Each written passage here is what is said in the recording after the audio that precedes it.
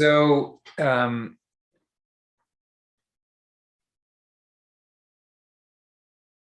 you've heard me talk about suffering a lot. One way of thinking about suffering is that suffering is the sense of separation. Now, you can use the traditional definition that I use. I don't know if it's traditional, but the one I use the most often and is it's pretty common. Something like this is articulated by lots of people over thousands of years, that suffering comes from our resistance to our experience. Whatever experience we're having, when we resist it, we suffer from it.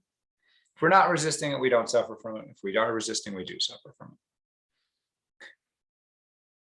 But so another way of switching, just flipping that a little bit, is to think about, well, if we're resisting something, then we feel separate from it. Or if we're clinging to something, another type of resistance, we feel separate from it. We can't resist our actual, we can't be the resistor and the thing we're resisting at the same time. Well, we can, but that doesn't seem like it, right? So when we're suffering, we have a sense of separation. But we can also, so that's one way of thinking about it, just using the traditional definition of suffering and seeing that, oh yeah, separation is built into the notion of suffering. If you're not separate, then you won't be in opposition to something else in reality. If you're not separate, you won't be grasping for something you don't have, because if you're not separate, you've already got everything and you can't push anything away, right? So suffering comes from a sense of separation, and we can think about ways. We'll talk about this a lot more in our class tomorrow if you really want to get into really talking about it. But you can just think about ways that you suffer and what is it you're separate from in that suffering. What are you separate from? What is not you? What are you in battle with, or what are you trying to grab that you are separate from? You can see that the suffering depends on the separation. Another way of putting it is the suffering depends on you thinking of yourself as an individual cut off from the world in some way. As a physical, boundaried, psychologically boundaried individual cut off from the world.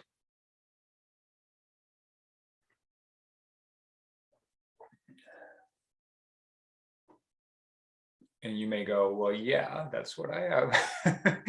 Especially, some of the people who have been taking my class for a while, maybe it doesn't sound so wacky that I might say you're not, that's not what you are, but that seems pretty obvious. Yeah, here I am, and there's the bed, and there's the right, I am cut off from this. And in many ways, we can even deepen that.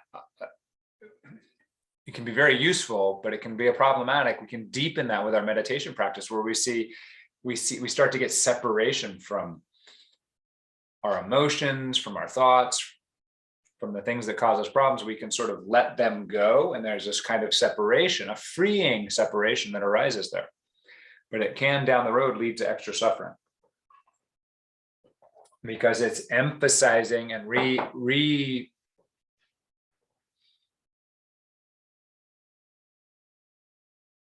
it's reconfirming the sense of separation.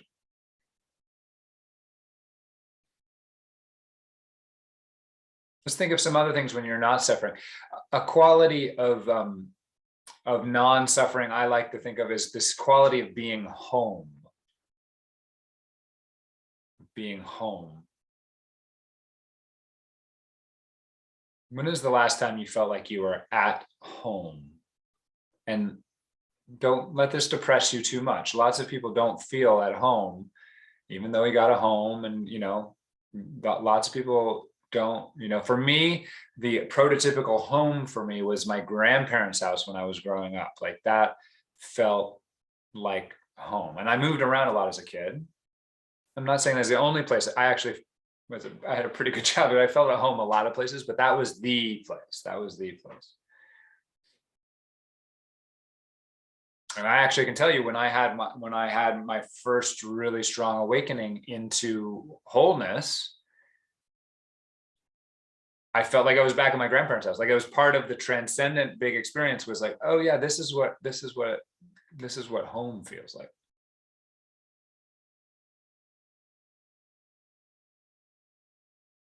But when we're home, there's a sense of non-separation. In a purely human, mundane sense, when we're home, there's a sense of, these are my people, this is my place, right? There can usually be some regularity to it. I know where things are. I'm connected to the patterns and ritual and the way things are said and the smell of the food, right? This is all part of me.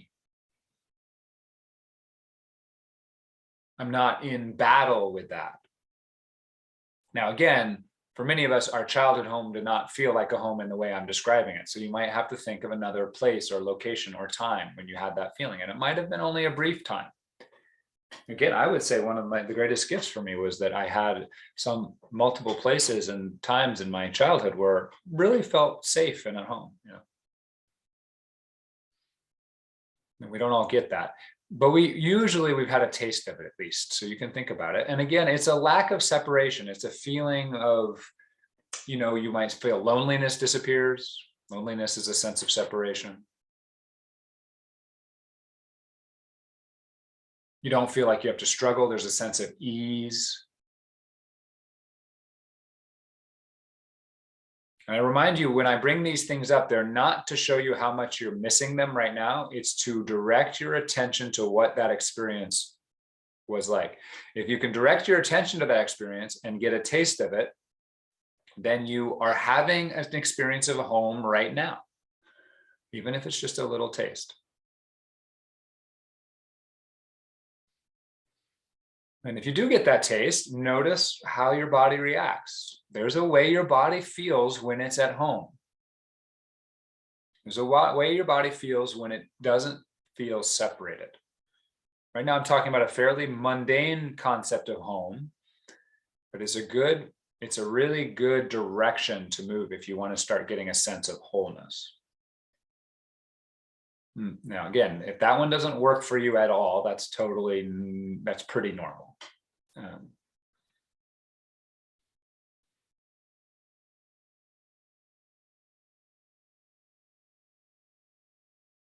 But why does home work? Because it's a sense of being less separate.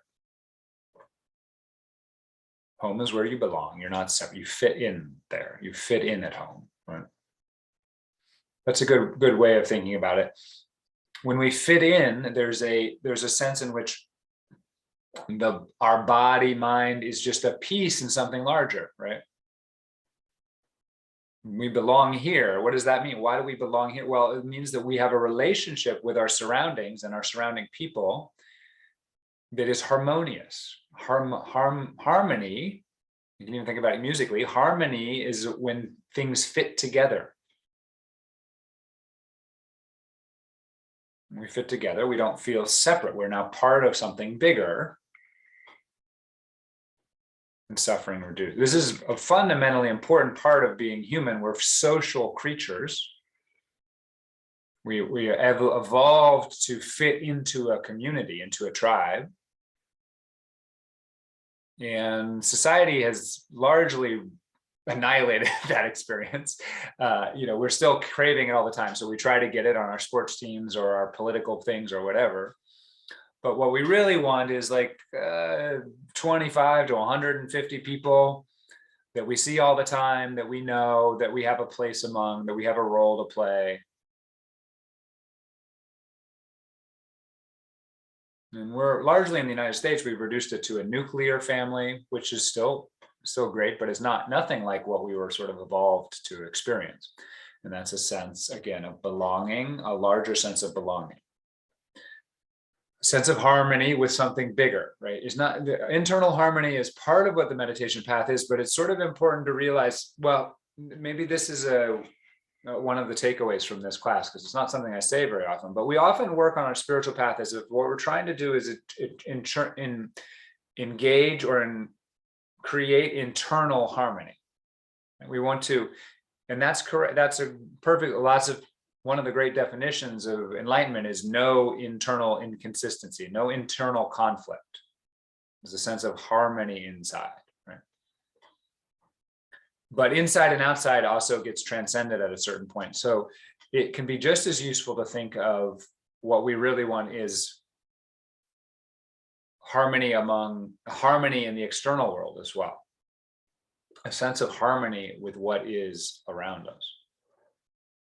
And if you try to only get a harmony inside your body, you will end up suffering. If that's your spiritual path and you're not somehow connected to what's coming in, you'll never succeed because you're creating separation.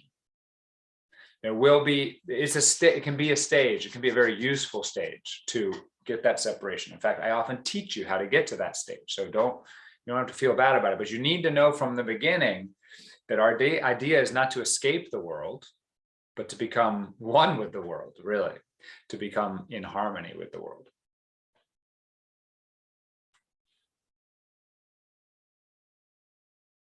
Just to be clear, things like anger or fighting or trying to fix the world, or like those things can actually be part of being in harmony with the world. It just require, I mean, they're usually not. Okay, usually psychologically, then we're in some kind of suffering with the world. But actively that's what could it be like? The family's all together and the turkey, sorry, Christmas story just came to mind. And the turkey got pulled out of the oven by dogs. Okay, great. Now, what do? Well, there can be a lot of struggle and fight to try and get the dinner back on track, right? And it could even be disagreements, but it could all still feel part of home and harmonious in the sense of we're all in this together, or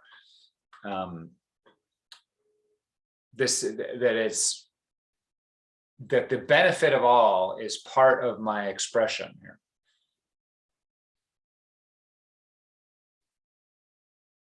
Does that make sense? I just want to throw that out there because when I say we want to be in harmony with the whole world, that often people start to think of some very idyllic, smiling, beatific, kind of pacifist type of person, right? Which again, I'm fairly pacifist myself, but it doesn't have to look like that, you know. Gandhi fought really hard, and you might, whatever problems you have with him, like that's an example of something. Then Mother Teresa, they were tough people. A lot of the spiritual teachers we can look at have a lot of energy in the world. That's not a harmonious. Very aggressive music can be harmonious, right? That's a good way of putting it.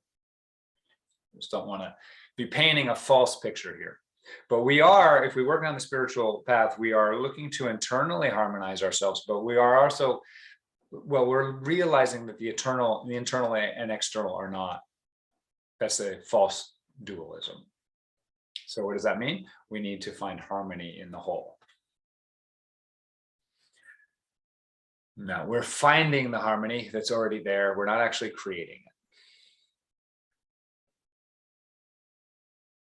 So one little practice I've suggested was, we're going to talk about some of this tomorrow if these ideas are interesting to you. You can stop by, sign up for the class for tomorrow. One practice was that little home practice. That's a very mundane practice of thinking about home and then noticing the sense of not being as separated. There's this kind of thing. There's like, you can feel into your body and in a very simple way, the suffering in your body, you notice, is often chunked up. For most of us, we'll notice that. It's usually like there's a lot of tight spots or one hard spot, or, you know, there's usually a clear boundary to the suffering in your body. If you pay attention when you're suffering, you're not happy, if you look, you'll often find something being held on to, and it's separate from everything else.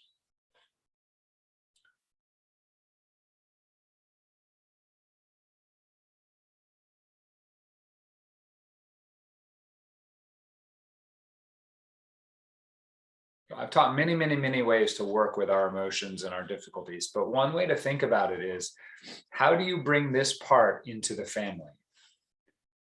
How do you bring this part home? This part that's suffering.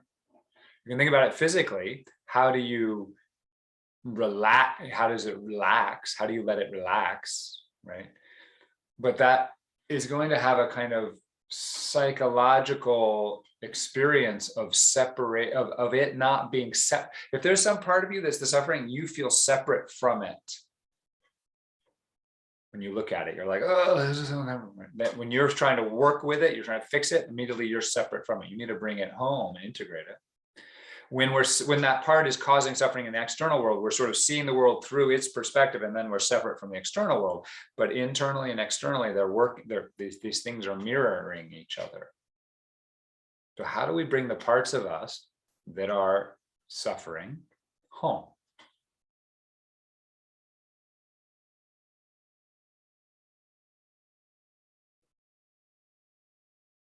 The biblical story of the prodigal son comes to mind.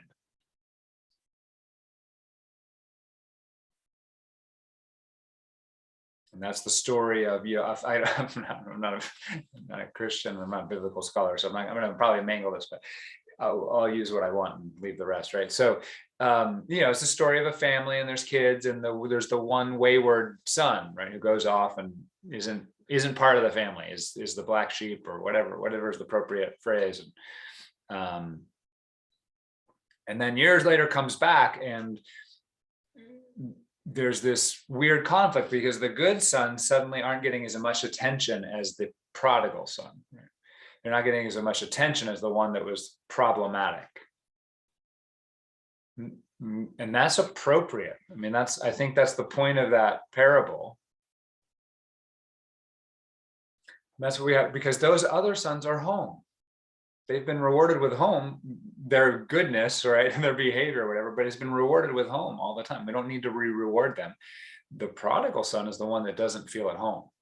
And because that prodigal son has caused problems and pain for the family, you're like, we have to punish the prodigal son and push him away, then you're fighting against the whole thing you wanted in the beginning, which was to have them back at home. So same thing for yourself. The part of you that's problematic for you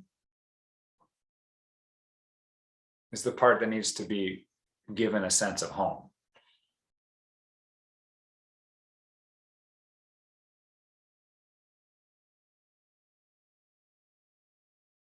There's a lot of this kind of generosity towards oneself is an essential piece of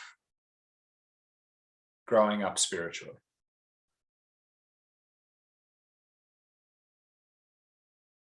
And I know I can see most of the people in the Zoom class. I know you've had experiences of this already. You know what I'm talking about, but you can think about it and maybe deepen it.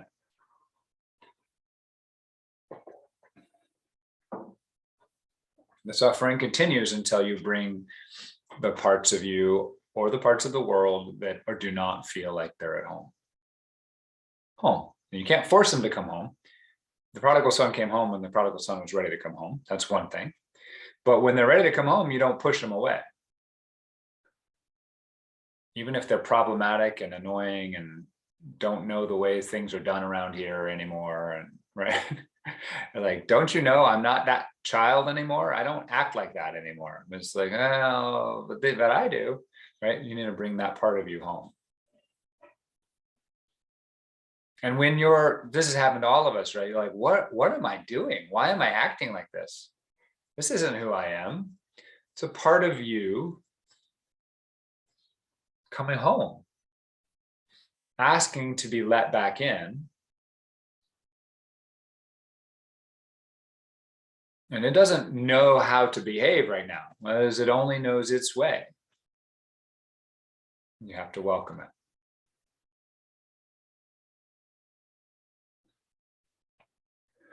And when you welcome it, by the way, it has information for you, so it might change the home, right? It might change the structure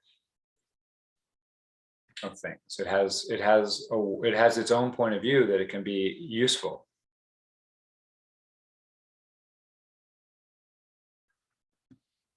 And I have a question. What if you hate that part and you can't let them home? I mean, that's very natural. That's the point. That's where the suffering comes from, is we have intrinsic resistance to things in existence, resistance to things in existence. I said that. That's what causes our suffering. But a lot of it is intrinsic resistance to things inside of us. We've been judging a part of us forever. And by the way, it's not really us that's been judging it. We've been taught to judge it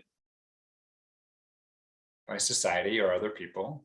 We've been taught and told that's not an acceptable part of you. And we have adopted that view of ourselves. This is not an acceptable part of me. And it doesn't mean there's not something to those judgments, right? There could be something immature or unskillful about this part of you. That's true. But the way it heals is not by fixing it. You have to welcome it. You have to become not separate from it. Let's push on to that. So the home thing is a good place, but let's just go another step. You have to see that you are already not separate from this part. And this is true of anything in the world too. If you're having a conflict with another person, you're already not separate from that person. One way you can see this is you start to ask yourself, where are the real boundaries of this thing? And if you start paying very close attention in experience, for instance, you close your eyes or you keep your eyes out in the world and you try to find the boundaries of your body. In experience, not your idea of your body, right? Your idea of your body is very solid, but your actual experience of your body, can you sort of trace the outline of your whole body, the whole skin? You're going to find that it's not the shape of a body that you normally think of. You can just take one thing. You can take your foot, for instance. And you have to look very closely. If you've not meditated much, you'll just keep seeing your idea of your foot. And if you haven't got the practice to pay real close attention, you'll only see your idea of your foot.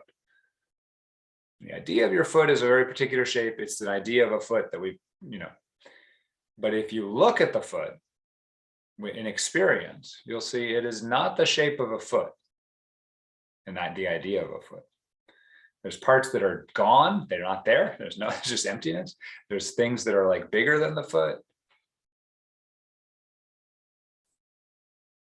So we pay very close to, and we start to see that the boundaries we've created are ideas. They're thoughts, they're concepts. The boundary between you and I is an illusion. When I teach, I'm not as stabilized as some, masters out there. I know that for a fact. But when I teach, I make really concerted effort to teach from the deepest things I have access to. When I'm teaching you, when I'm teaching this class, when I'm in engagement with you, I don't feel like a separation between us. I'm not sure, if you know what that means. It's literally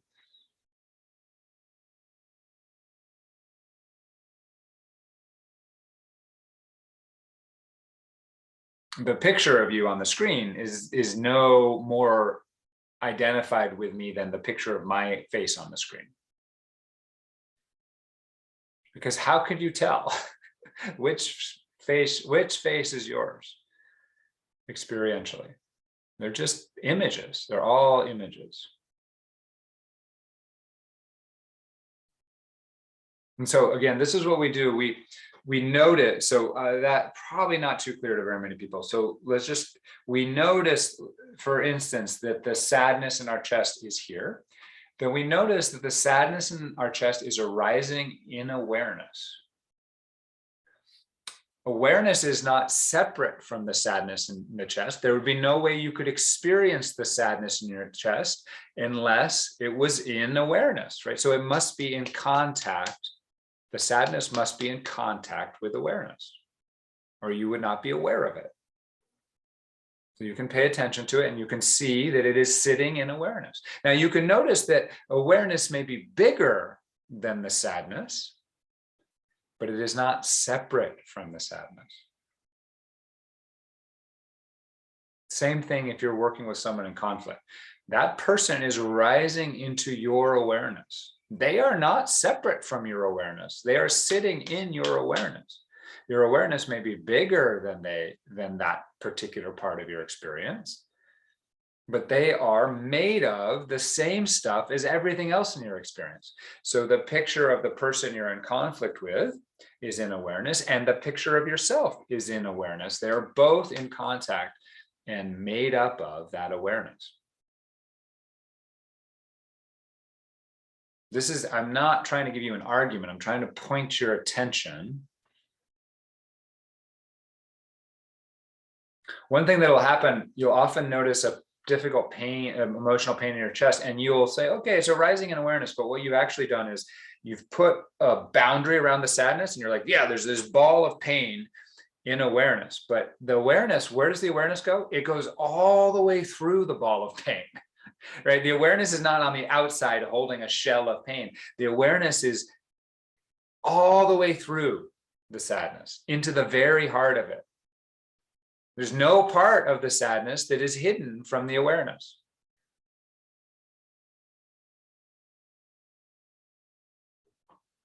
In present moment experience, right? We could talk in other ways about subconscious and unconscious stuff, but whatever is causing pain right now is entirely in awareness.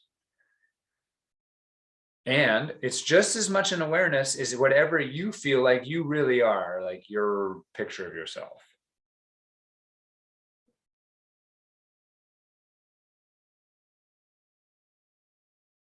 This is where we start to sense into wholeness.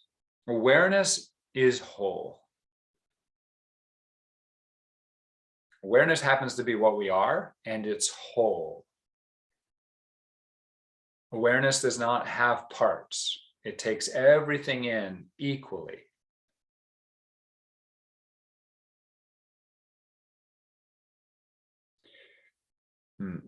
One way to sort of move into this is to let your sense of your identity drop into your heart and watch the world. And we can practice this before we sit for the day, is to watch the world through your heart rather than through your head. So you feel like you're up here in your head looking around. And this is where all our concepts are. Everything comes in and we quickly carve it all up into parts, right?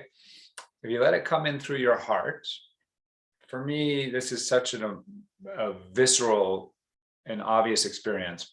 You just have to trust me that if you practice this, it will eventually shift. You'll stop seeing through your head. You'll start seeing through your heart. The heart is already connected. The heart is an emotional part, and it already feels connected to everything. You drop into your heart, and it's like, for me, I drop into the world. I don't drop just into my heart. I drop into the window and the walls and the bed. Because I no longer see them that way. It's one experience.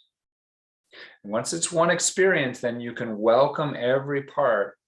Every part is welcome. Every part is part. It's harmonious. It's harmonious in a way that it's more aggressively harmonious than like music, or it's so harmonious because it's one thing. It's all the same thing.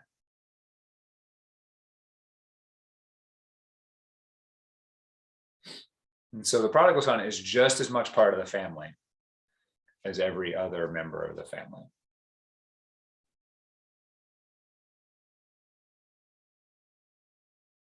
And the in and the out are just as much part of the family. The in is actually no more you than the out.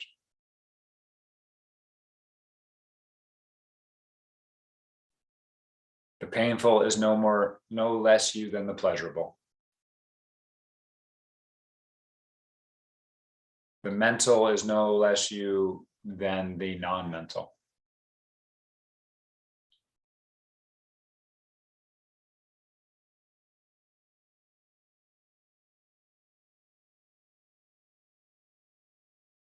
The part of you that doesn't want to be that needs to protect itself and separate itself from everyone else is no less or more you than the part of you that needs to be, that wants to be connected to everyone.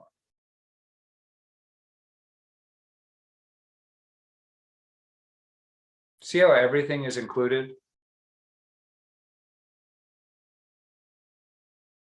This starts moving in the direction where you go, oh, the universe is home.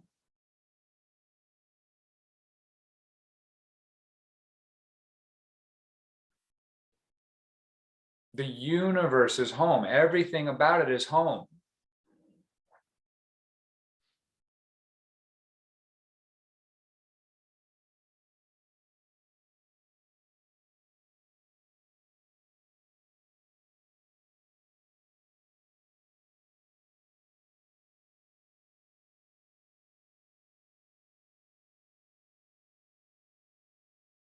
You couldn't exist in this universe unless it was just perfectly designed for you in a way.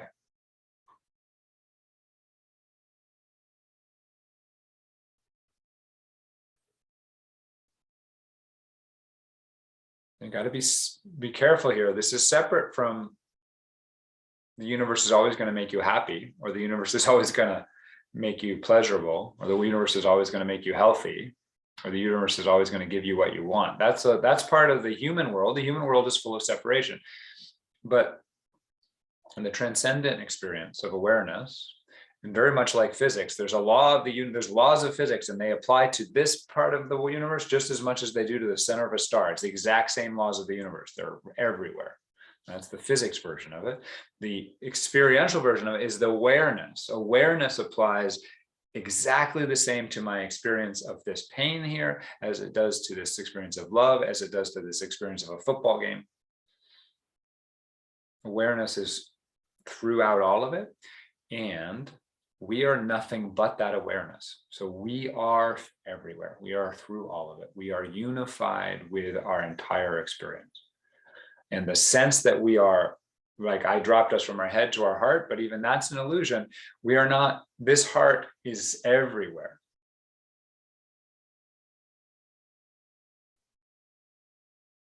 So if you can try, you can drop into your heart, but then can you let your heart sit in the corner of the room and look back at you with love? I know that sounds like some kind of weird visualization, and it is at first, but the truth is there's no more truth to the fact that you're in the corner of the room than you are in the center of your heart. There's no more, there's nothing that could distinguish between those as priorities other than our habit of protecting this body and putting ourselves here, right? If you look closely, there's really no way to find a self in the center of your heart or in the center of your head. You can't find a self there. The self is everywhere. And that self accepts every part of you and everyone else.